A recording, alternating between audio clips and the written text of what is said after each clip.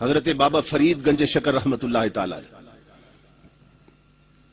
ان کی ابھی عمر 6-7 سال کی تھی. محلے کی عورتیں ان کی والدہ کے پاس گئیں، کہنے لگی فرید کی ماں ہمیں ایک بات کا جواب دے، تیرا بچہ ہمارے بچوں جتنا ہے، عمر ایک ہی کنویں کا پانی پیتے ہیں، ایک ہی زمین کا اناج کھاتے ہیں، پھر اتنا فرق کیوں ہے کہ ہمارے بچے سارا دن گلیوں میں آوارہ گردی کرتے ہیں، گلی ڈنڈا کھیلتے رہتے ہیں، تیرے فرید کو جب دیکھو حضور پہ درود پڑھتا نظر آتا. دنیا سوتی ہے، یہ مصلی پہ روتا ہے. اتنا فرق کیوں ہے فرید کی ماں؟ آپ ہنس پڑی، فرمایا اس میں تنہا فرید کا کمال نہیں، تھوڑی سی میری محنت بھی شامل. فرمایا میری محنت بھی شامل. انہوں نے کہا کیا محنت ہے؟ فرمانے لگی محلے کی عورتوں، اللہ کی عزت کی قسم، میں نے جتنا عرصہ فرید کو دودھ پلایا ہے کبھی بغیر وضو کے دودھ نہیں پلایا. یہ تنہا فرید کا کمال نہیں، یہ اس مقدس دودھ کا کمال ہے جو فرید کی رگوں میں گردش کر رہا ہے.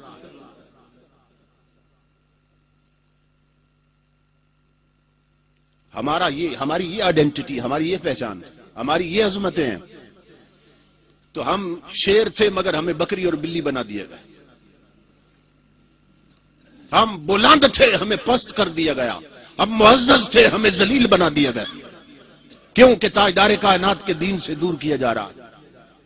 بے حسی کی چادر میں ہر کوئی شخص لپٹا ہوا نظر آتا اور آنکھ بند ہونے کی دیر ہے. مولائے کائنات علی المرتضیٰ فرماتے ہیں ساری دنیا سو رہی ہے، جب مریں گے تب جاگ جائیں گے. یہ 4 دن کی چاندنی ہے لوگوں جس کے ہم دھوکے میں پڑے ہوئے ہیں. فرمایا ساری دنیا سو رہی ہے اور جب مریں گے تب جاگیں گے. وہ بیٹیاں جو آج صرف چھوٹا سا دوپٹہ ٹکڑا سر ڈھانپنے کے لیے استعمال کرتے ہوئے کہتی ہیں ہمیں الجھن ہوتی ہے، سانس بند ہوتا ہے. میں کہتا ہوں میری بہن بیٹی غور کر، جب 22 گز لٹھے کے کفن میں لپیٹ کر تجھے تاریک قبر میں ڈال دیا جائے گا، تیرا دم کتنا گھٹے گا. اس وقت کو یاد کرو. قبر ہمارے سامنے رکھو، قبر سے نظر نہ ہٹانے پاؤ. اپنی عاقبت کی فکر کرو. وہ پلٹ کے آ نہیں سکتی نا، ورنہ تمہیں بتاتی کہ وہاں کیا ہوتا ہے. قبریں چیخوں سے بری ہیں، قبریں عذاب سے بری ہیں، آگ سے بری ہیں، کیڑوں سے بری ہیں، بچھوؤں سے بری ہیں. مگر نظر نہیں آتا ہمیں. تو جنہیں آتا تھا انہوں نے خبریں دے دی. انہوں نے فرمایا بچو قبروں سے، کہ بڑے بڑے قبروں میں لیٹے ہوئے آج چیخ رہے ہیں اور کیا کہتے ہیں حل من احد من یذکر غربتنا. بہت سی قبروں میں وڈیرے امیر زادیاں، وہاں کا سکہ پاس کوئی نہیں تھا، وہاں کے لیے تیاری کوئی نہیں کر رکھی. بہت سے امیر زادیاں قبروں میں ہیں اور آپ چیخ کے کہتے ہو دنیا والوں ہے کوئی جو آج ہماری غریبی پہ ترس کھائے؟ افسوس وہ حسن جس پر ناز تھا آج کیڑوں کی خوراک بن گیا. ہڈیاں بکھر گئیں. وہ بال جس پر نہ جانے کتنے دیوانے لپکتے تھے وہ آج خاک میں خاک ہو گئے. یہ جو زندگیوں کو روگ لگے ہیں نا، گھروں میں پریشانیاں ہیں، پورے ملک پر نہیں پورے عالم اسلام پر ایک نحوست مسلط اور زندگیاں اجیرن بن گئی اور کتوں سے بدتر زندگی ہو گئی مسلمانوں کی. یہ صرف اس لیے ہے کہ ہم تاجدار کائنات کے سچے غلام نہیں رہے.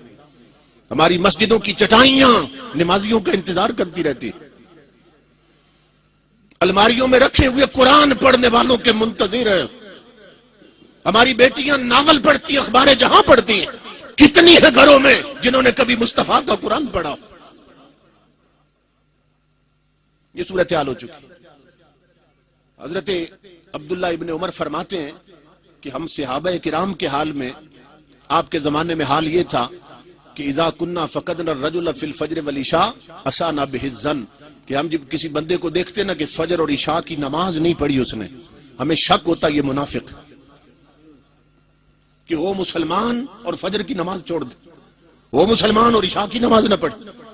اب فرماتے ہم صحابہ کا حال یہ تھا جو 2 نمازیں چھوڑ دیتے، ہم اسے منافق سمجھتے تھے. وہ آج ہمیں دیکھ لیتے تو ہمیں کافر سمجھتے کہ ہم تو 5 چھوڑ بیٹھے.